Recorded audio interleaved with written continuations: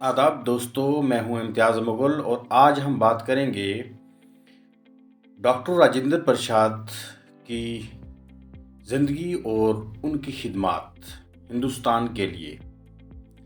Life and contribution of doctor Rajendra Prasad. दोस्तों, सबसे पहले तो मैं आपको बताता चलूं कि 3 दिसंबर 1880 में बिहार की एक डिस्ट्रिक्ट ज़ीरादाई में इनकी पैदाइश हुई और इनके फादर जो थे उनका नाम था महादेव सहाय। वो संस्कृत और पर्शियन यानी फ़ारसी के बहुत ही माहिरीन में से एक थे। उनकी मदर का नाम था कमलेश्वरी देवी और उनकी मदर उनके बचपन में ही वफ़ात पा गई थी। उनके 3 बड़ी सिस्टर्स थीं और एक बड़ा भाई। और जब माँ की वफ़ात हो गई तो उनकी जो बहन भाई थे, 3 बड़ी सिस्टर्स खास करके, उनने इनकी देखभाल की और ख़ास करके बड़े भाई का भी एक बहुत ही उनका एक रोल रहा है उनको पढ़ाने में, उनको संवारने में, उनको पालने और पोसने में। 5 साल की उम्र में उनको एक मौलवी जो थे उस दौर के, उनके पास फ़ारसी और अर्थमेटिक सीखने के लिए उनके वालिद साहब ने उनको भेज दिया। तो शुरुआत की इस तालीम के बाद छपरा डिस्ट्रिक्ट स्कूल जो है वो चले गए शुरुआती तालीम पाने के बाद। और फिर इस तरीके से जून 1896 जबकि उनकी उम्र सिर्फ 12 साल की थी, उनकी शादी हो गई राजवंशी देवी जी से। उसके बाद वो टीके घोष एकेडमी पटना में चले गए मज़ीद तालीम हासिल करने के लिए। और 18 साल के उम्र में वो यूनिवर्सिटी ऑफ कलकत्ता में मज़ीद तालीम के लिए वहाँ उन्होंने दाखिला ले लिया, जहाँ पे उनको 30 रुपये माहाना जो है वो स्कॉलरशिप भी मिलना शुरू हो गया।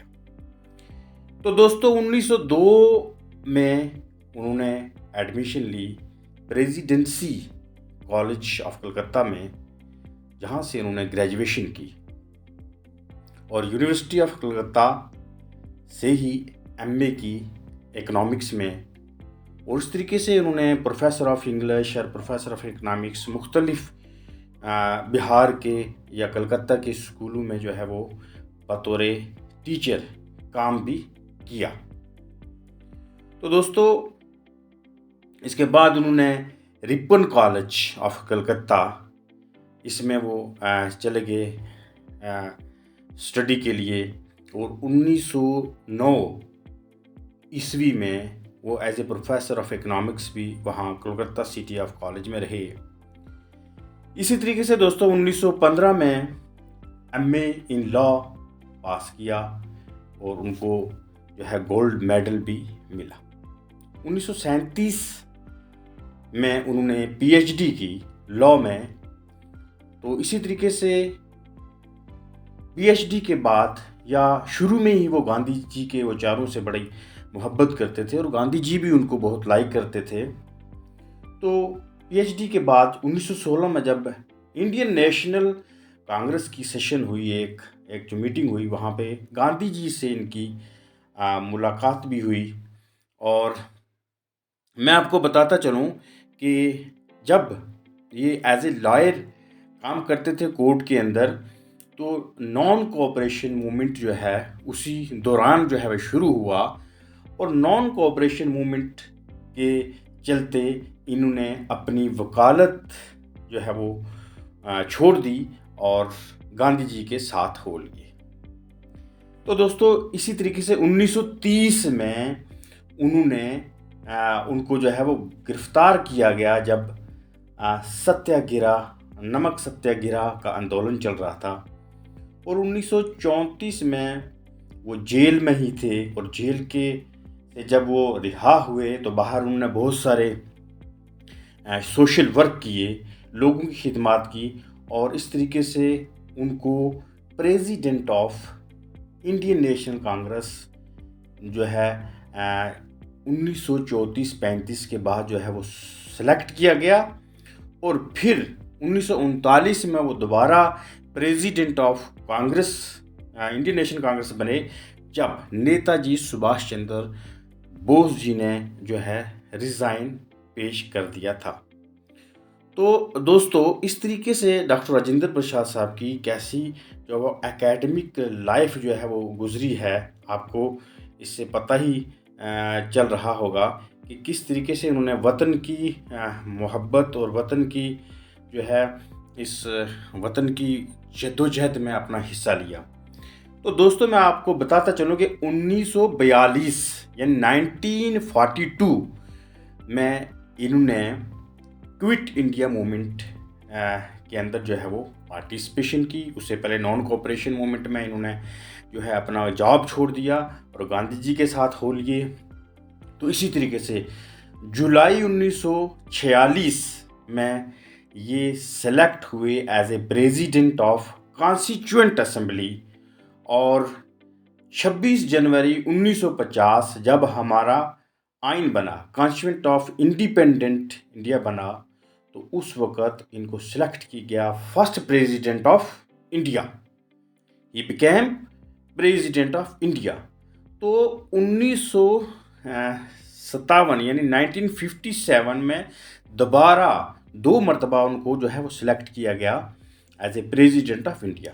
तो दोस्तों, उनको भारत रत्न अवार्ड से भी नवाजा गया।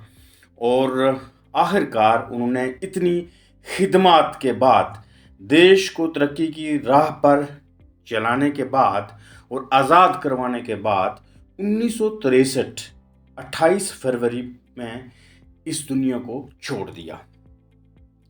तो बुक्स, उनकी अगर खिदमत में बात करूँगा, ने बहुत सारी किताबें भी लिखी हैं, जैसे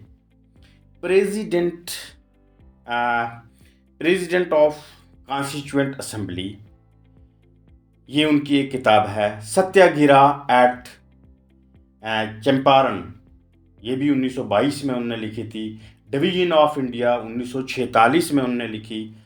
आत्मा कथा 1946 में उन्होंने लिखी।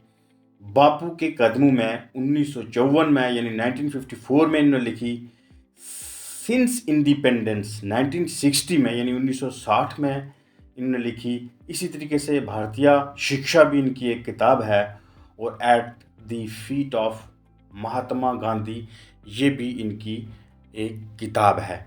तो इस तरीके से इनकी कंट्रीब्यूशन देखें आप, बहुत सारी बुक्स लिखी हैं इंडियन पॉलिटिक्स, पॉलिटिकल इश्यूज़ पर, या इंडियन इंडिपेंडेंस पे, या महात्मा गांधी जी की लाइफ हिस्ट्री पे। और 2 बार ये हमारे मुल्क के जो है वो प्रेसिडेंट रहे, पहले प्रेसिडेंट भी, और फिर सेकंड टाइम में 1957 में इनको दोबारा प्रेसिडेंट बनाया गया।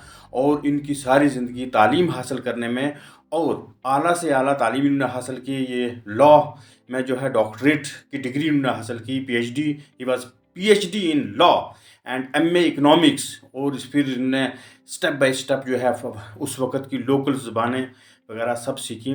और देश इनको आज जो है आज़ादी के अमृत महोत्सव के तहत हो या कोई दूसरा प्रोग्राम हो, देश हर दिन जो है वो इनको सैल्यूट करता है, सलाम करता है कि ऐसे लोग ज़िंदगी में बहुत कम पैदा होते हैं। तो इसके साथ ही मैं आज चाहूँगा आपसे इजाज़त अगले टॉपिक तक। तब तक के लिए दीजिएगा इजाज़त, फिर मिलेंगे। जय हिंद।